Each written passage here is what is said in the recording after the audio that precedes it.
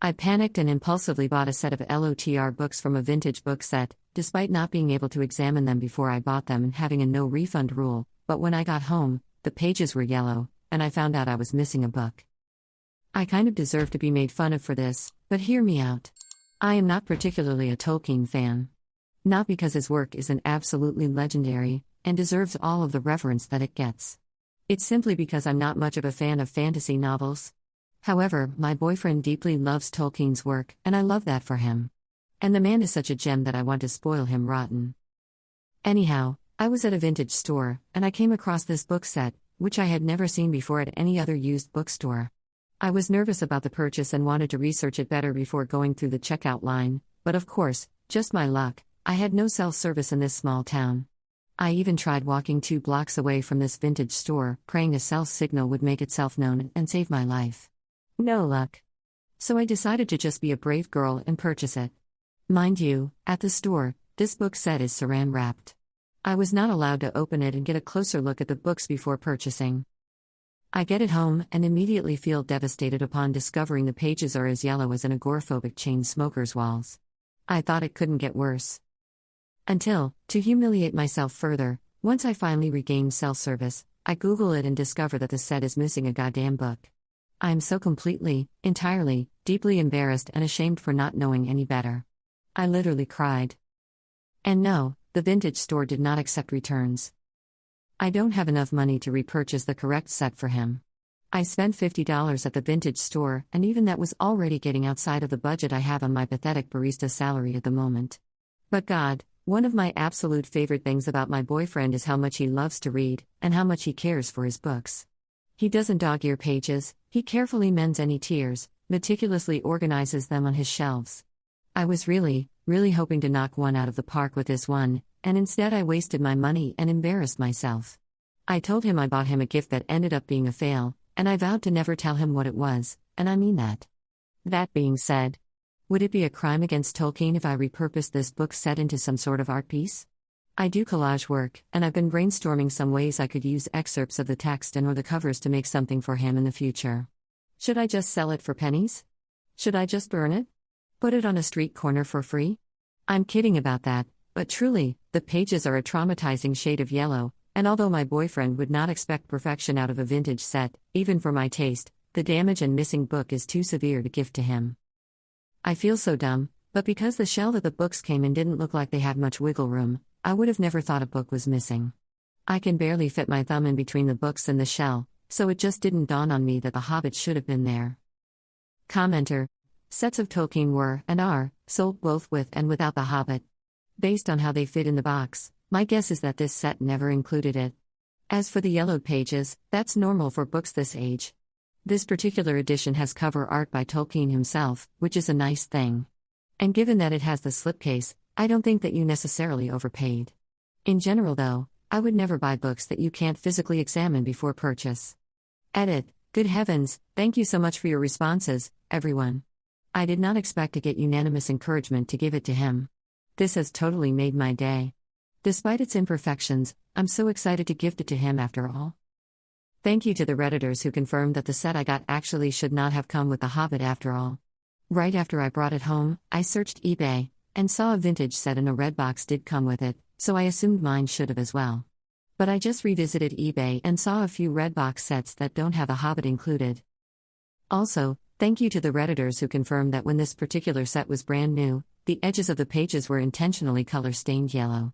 Although I have quite a few old books myself that have pages that have yellow due to age, these pages seem to be an unnatural shade of yellow, so the color stain makes so much sense. Christmas is saved, y'all. Update 1. I checked the spine this morning, and despite the optimism some of you shared with me, it absolutely should have had The Hobbit in this set. Which is now refreshing my memory as to why I doom spiraled so hard a few months ago when I bought the set. But hey, I'm still going to be a good sport and gift it to my boyfriend. But there's a strong chance I might be taking up someone's offer to send me a copy of The Hobbit after all. Update 2. I made a post a while back sharing that I'd epically failed after taking a risk and buying my boyfriend a Tolkien book set for Christmas at a vintage shop without being able to do research on it first. With my luck, I discovered later that not only were the edges of the pages well beyond the usual shade of vintage book yellow, but worse, the set was also missing The Hobbit. Well, the plot has since massively thickened, and the story gave way to a crescendo I was not expecting. I've got updates for you, the first two nowhere near as thrilling as the third. Most of you commented on my original post, saying that my set was never meant to include The Hobbit, even though my slipcase listed it. And man, I'll hand it to you, some of you had me properly doubting myself for a moment, thinking wow, maybe I didn't make much of a blunder after all.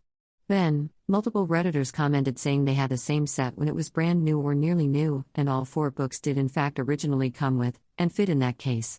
That is, apparently, only until you open/read the books. Once read, they'd expand and become difficult to get back into the case without damaging it. Hearing that, it doesn't surprise me at all that so many of you own a set that only includes the trilogy. If all 4 couldn't fit, The Hobbit is unfortunately the perfect book to detach from the set. Regarding the chain smoker-esque yellow hue of page edges, to those who said that the pages weren't far off from how vintage books simply age over time. I think if you could see them in person, you'd get my initial panic. I've loved old books my whole life and had never seen pages that yellow before unless there was damage present.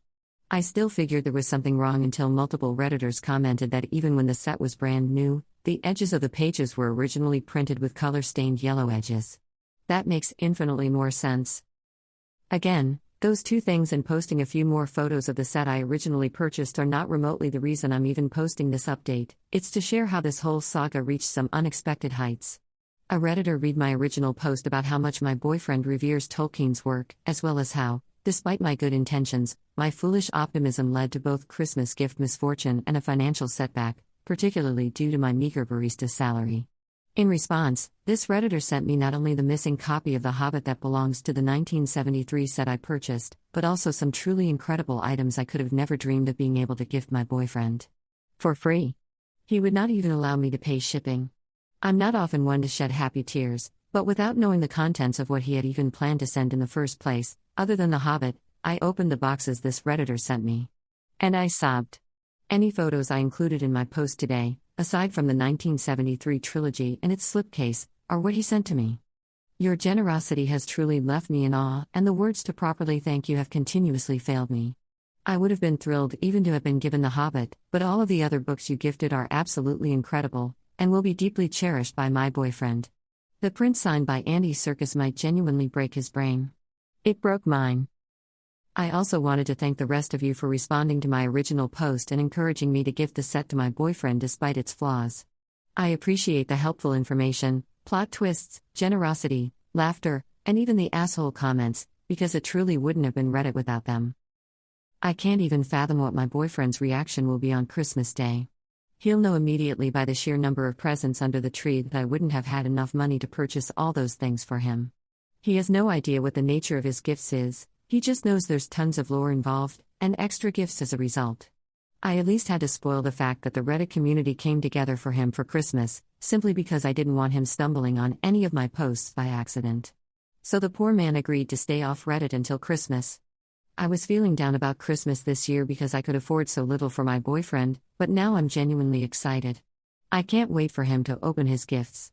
And to send him a link to the original post so he can read this entire saga for himself. Merry Christmas, everyone. Commenter.